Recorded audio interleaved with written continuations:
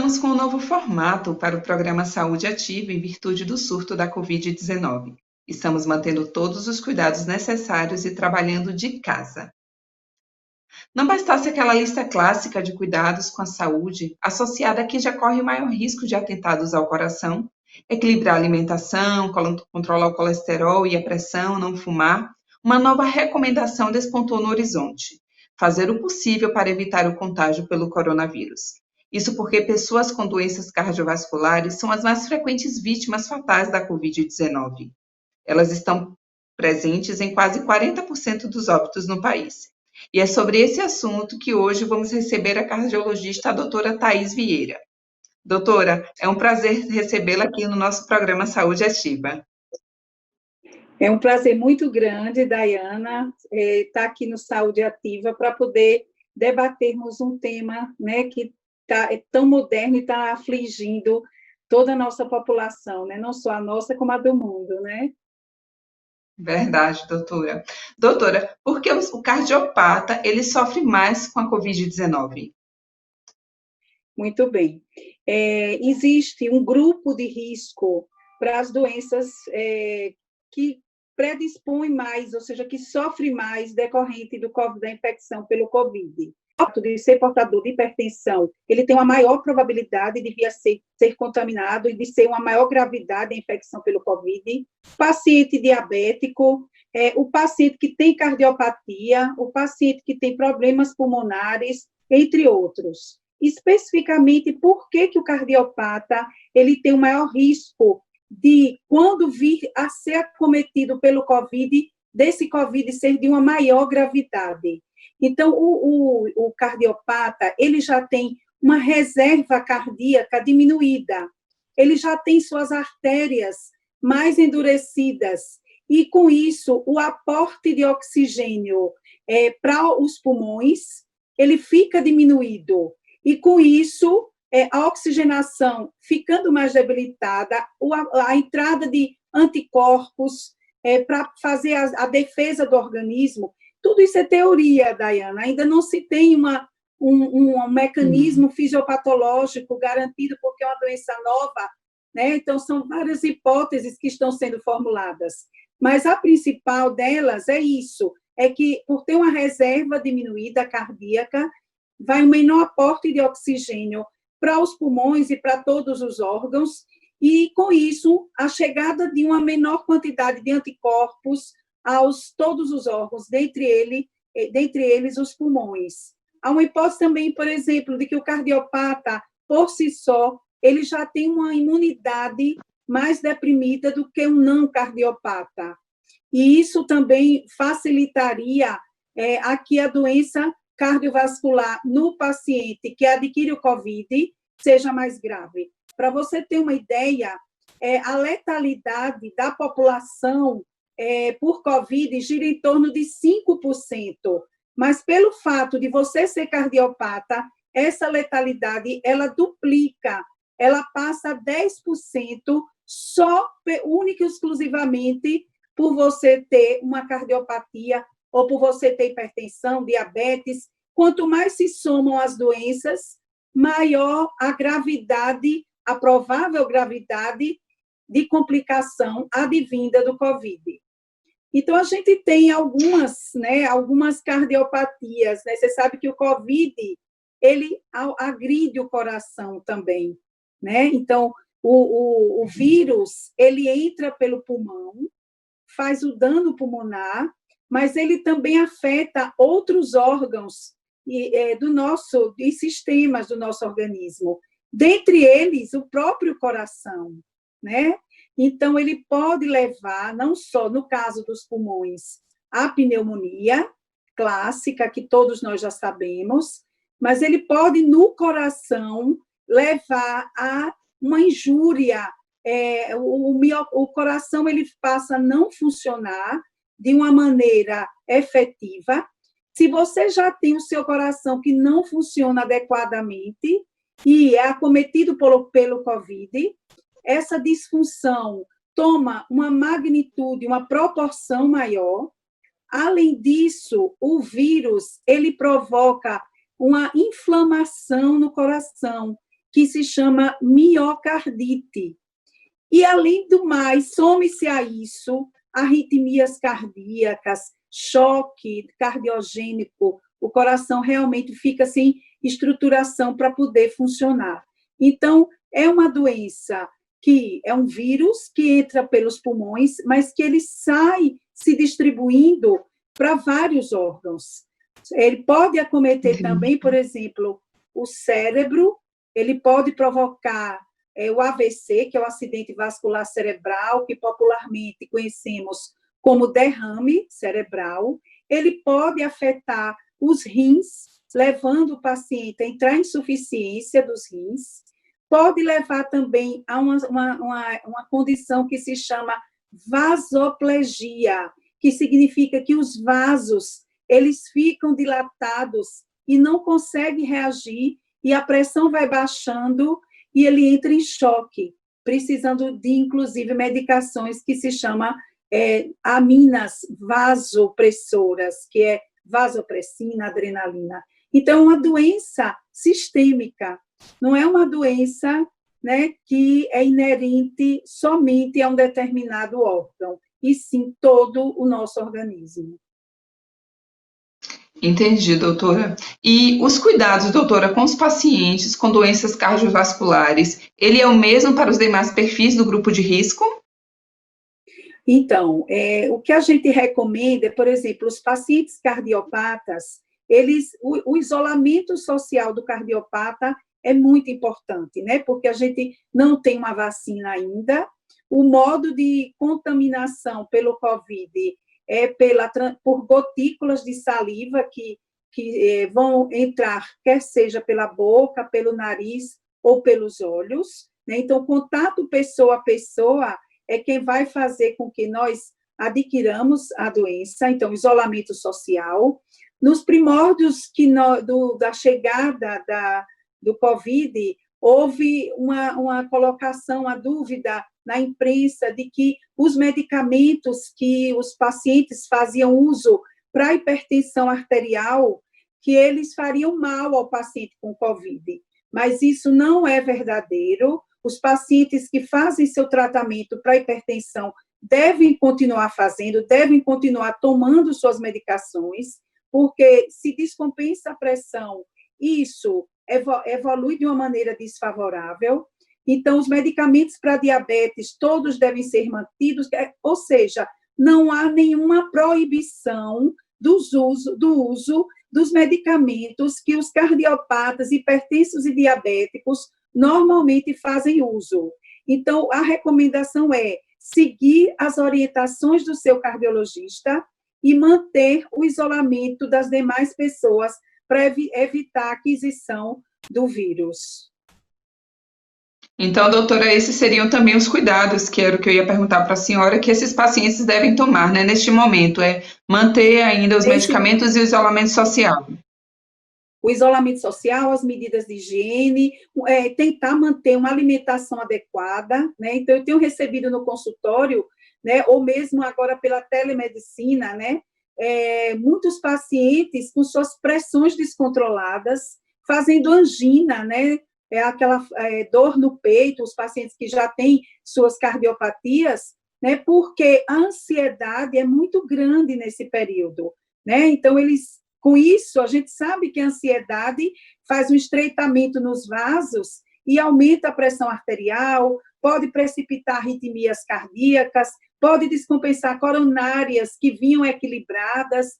Então, tentar manter o isolamento, mas sem um aumento da ansiedade, tentar algumas medidas de meditação ou outras medidas para poder não diminuir, não deixar que essa ansiedade domine o nosso paciente cardiopata ou nefropata ou de qualquer outra condição cardiológica. Então, isolamento, as medidas de higiene, manter suas medicações prescritas por seu cardiologista e manter a maior tranquilidade possível dentro desse período de tanta ansiedade. Doutora, e a Covid-19, ela também contribui para outras complicações mais sérias, como infarto agudo do miocárdio, embolia pulmonar, choque cardiogênico e miocardite?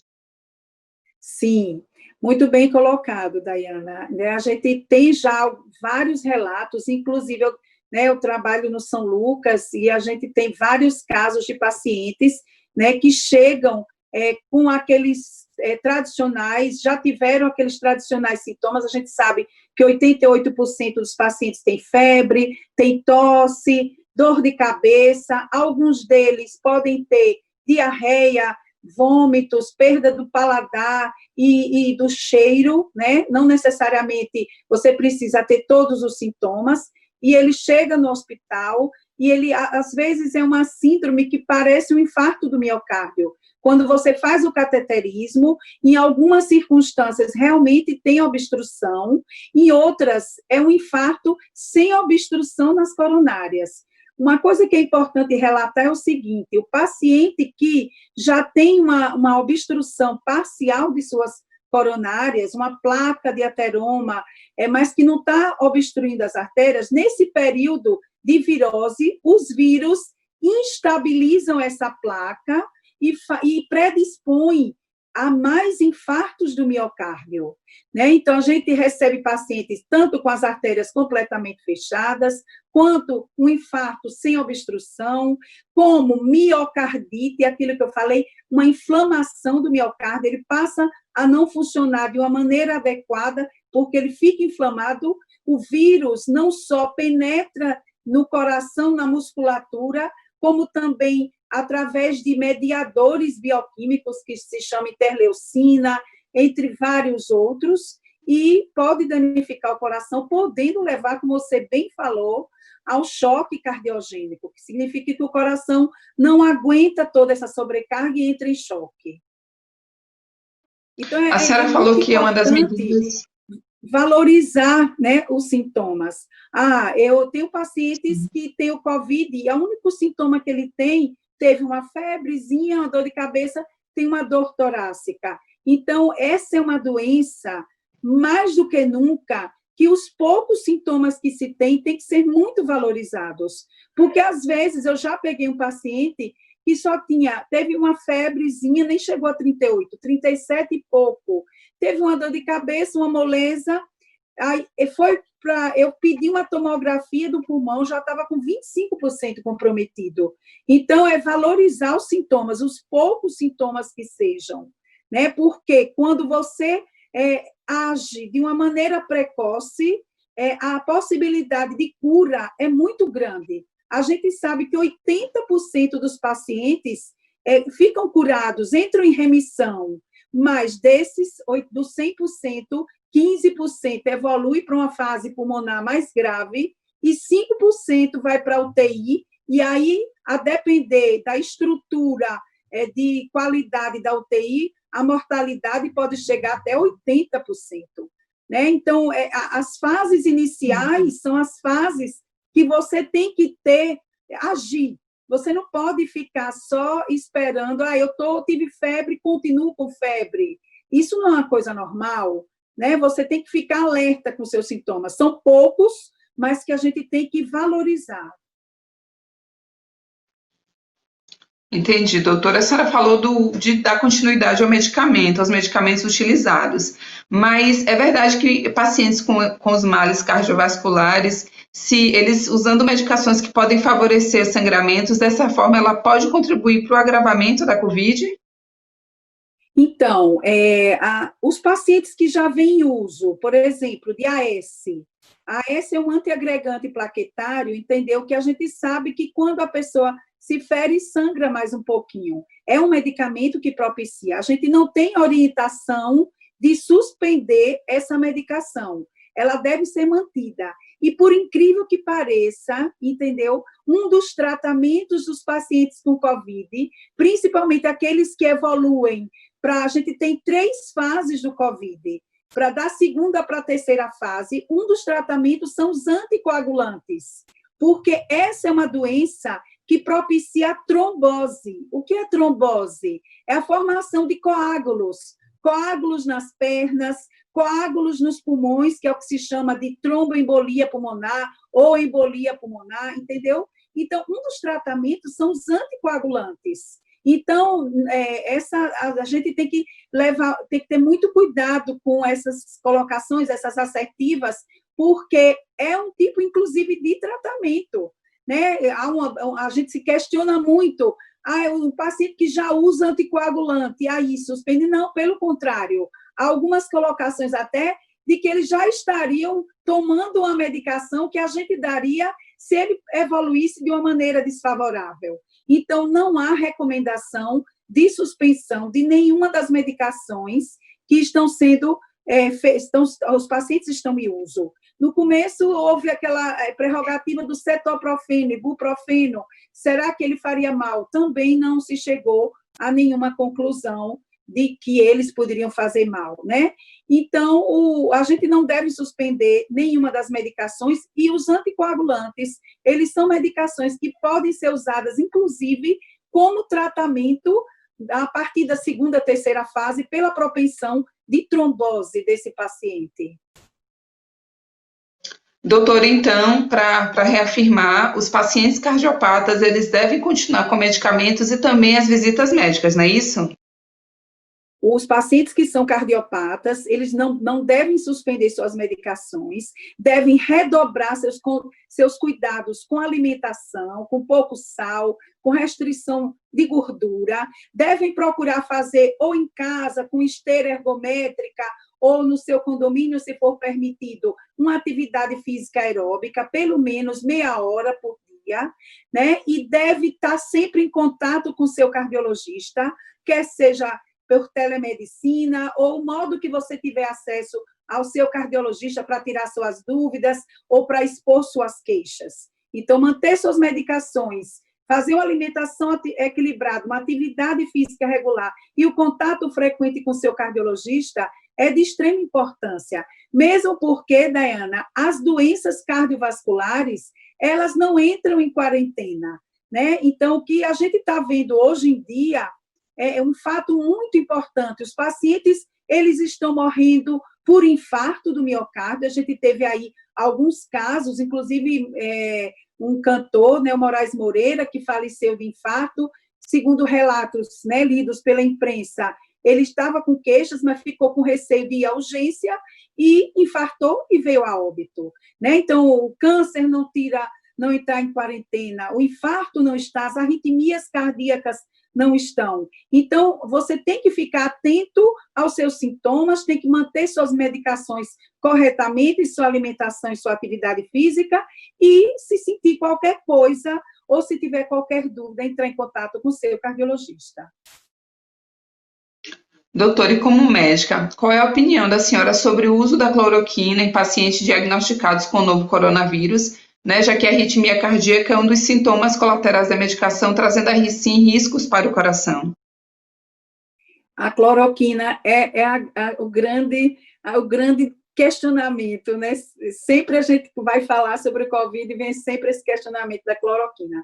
Então, realmente, assim, a gente não tem ainda nenhum estudo, né, robusto que nos habilite a usar a cloroquina, né? Houve um pequeno estudo francês que nos deu um direcionamento acerca disso, mas que foi muito pequeno e não teve um desfecho clínico realmente, que, vamos dizer assim, é uma medicação que eu vou usar e que vai evitar que eu complique o meu COVID. E assome-se ao fato, né, de que ela pode levar à arritmia cardíaca, um aumento do intervalo QT, que pode ser fatal, né? Então, a gente tem relatos, né, de literatura de pacientes que fizeram arritmia e que foram a óbito pelo uso da medicação. O único que tinha era o uso da medicação. Então, o mais importante é você ter um atendimento médico para que o seu médico lhe dê o melhor tratamento, a melhor assistência que é necessária para a condução de um paciente com COVID. Por exemplo, se você tem um problema pulmonar, você tem que ter um local com um suporte de oxigenação adequada, quer seja a intubação com ventilação com respirador, quer seja com oxigênio, quer seja por uma ventilação não invasivo, o seu cardiologista vai dizer naquele momento o que é melhor para você. Vai dizer se a indicação de anticoagulante, de corticoide, daquelas medicações para elevar a sua pressão. Então, medicina tem que ser exercida pelo seu médico, porque ele vai ver em que fase que você está do COVID. Se você está na fase inicial, que é a fase de replicação viral, onde só tem aqueles sintomas de febre, dor de cabeça, e você vai usar um antitérmico mesmo, uma boa hidratação, repouso, ou se ele está evoluindo para uma fase de pneumonia, e aí sim fazer o diagnóstico, se você vai usar uma antibiótico terapia, que tipo de antibiótico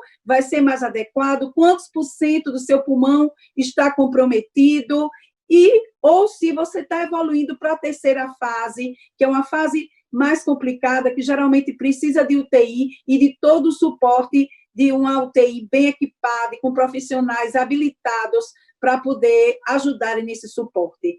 A gente não tem visto, assim, pelo menos no hospital que eu trabalho, só tivemos um paciente que veio a óbito, que foi um paciente de 97 anos, com muitas comorbidades, mas é uma internação prolongada, o paciente fica em média 15 a 20 dias ou mais internado na UTI, não se pode ter pressa nesse paciente, porque ele precisa de uma boa estrutura médica e de equipamentos de UTI para que ele possa ter um desfecho favorável.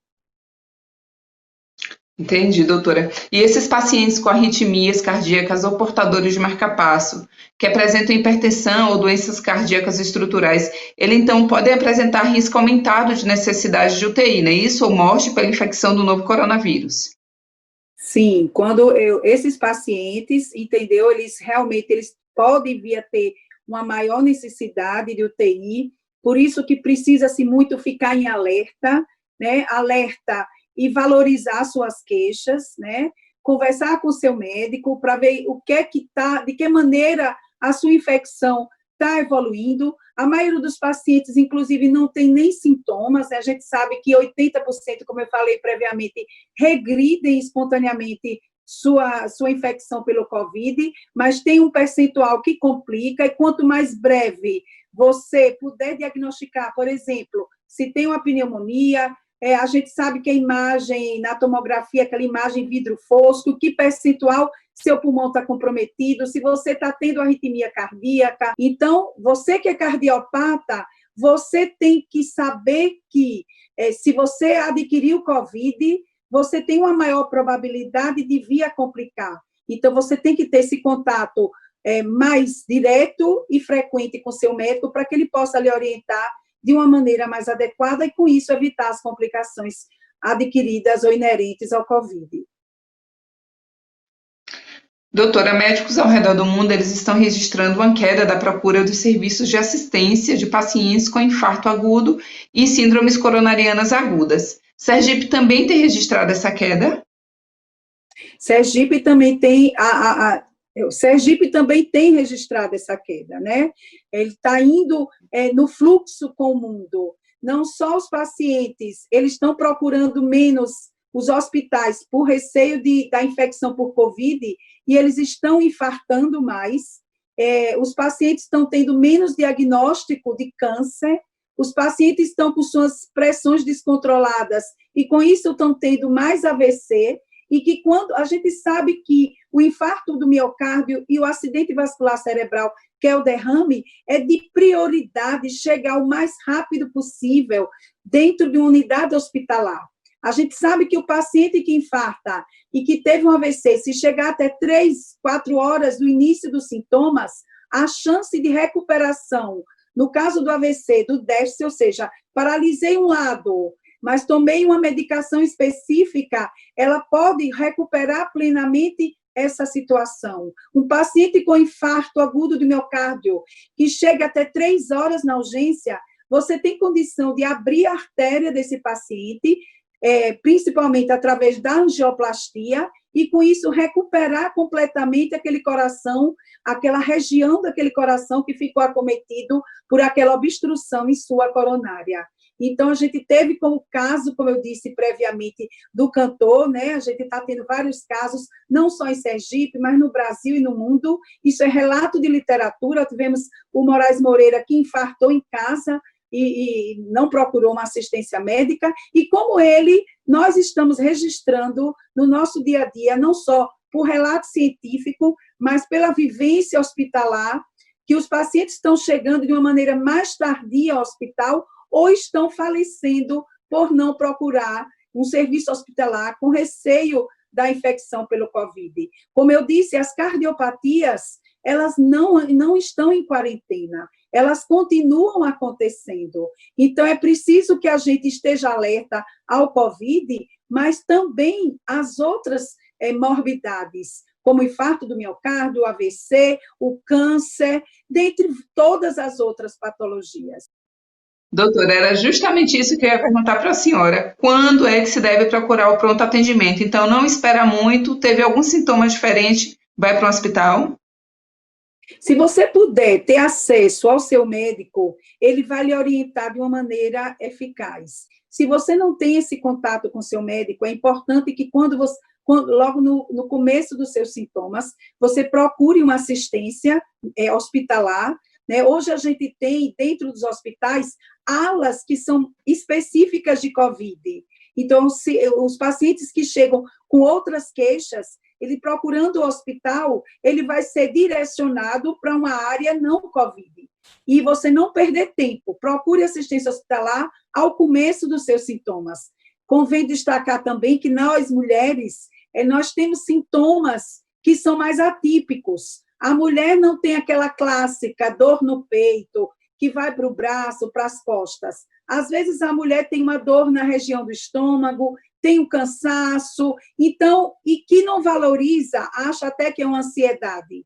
Mas se você já é uma paciente que tem fatores de risco para vir a ter uma cardiopatia, por exemplo, hipertensa, diabética, colesterol elevado, história familiar, fumante, entre outros, você deve valorizar suas queixas. É melhor que você vá à urgência e que seja uma ansiedade e que você seja liberada para casa, do que você permaneça em casa e atrase o seu diagnóstico, ou de um infarto, ou de um AVC, e você perca a janela de total recuperação do seu déficit, se for um AVC, ou de abrir sua artéria, no caso de um infarto agudo do miocárdio. Então, a brevidade na chegada ao pronto atendimento é de extrema importância para evitar complicações maiores. Doutora, aos pacientes com problemas cardíacos crônicos, vale redobrar os cuidados, comunicar ao médico sempre possíveis sintomas e, principalmente, investir em uma vida saudável, com boa alimentação e exercícios físicos. Uma coisa podemos afirmar: nenhum vírus se sente em casa em um corpo saudável. A senhora concorda? Concordo plenamente. Essa frase assim resume realmente o que é importante, né? Você manter a sua saúde física e a sua saúde emocional, né? Você manter sua alimentação em dia. A gente está vendo muito paciente fugindo de uma alimentação saudável, bebendo álcool em demasia, sedentários e ansiosos. Então, você manter uma alimentação saudável, uma atividade física regular dentro de sua própria casa ou do seu condomínio, usar corretamente suas medicações e procurar não se sentir ansioso em demasia diante dessa circunstância. Então, todos esses fatores são de extrema importância para que você fique mais protegido da infecção pelo Covid, ou mesmo se você adquirir, vai ter um desfecho de menor gravidade. Doutora, muito obrigada pela sua participação aqui no programa Saúde Ativa. Eu que agradeço e quero dizer que nesse momento a gente tem que permanecer cada vez mais forte, né, diante dessa grande adversidade, uma situação nova, mas que realmente isso vai passar, né, e eu espero que a gente possa sair dessa pandemia com menor efeitos advindos da mesma, não só do ponto de vista de saúde, mas social e econômico, né, que a gente sabe que são fatores que são importantes, né, e saiba que a gente vai, se Deus quiser, nós vamos nos encontrar em condições mais favoráveis depois que essa pandemia passar. Com certeza. Obrigada, doutora. Eu que agradeço. Vamos agora ao nosso momento de combate à Covid-19. Se puder, evite pagar ou receber dinheiro em espécie. Prefira andar com cartão de crédito, de preferência com leitura eletrônica ou através do celular. Chegamos ao final de mais um programa Saúde Ativa. Você pode saber mais sobre a Câmara Municipal de Aracaju através do nosso portal. O endereço é www.aracaju.se.leg.br. Nos acompanhe também através das redes sociais no Instagram TV Câmara Aracaju.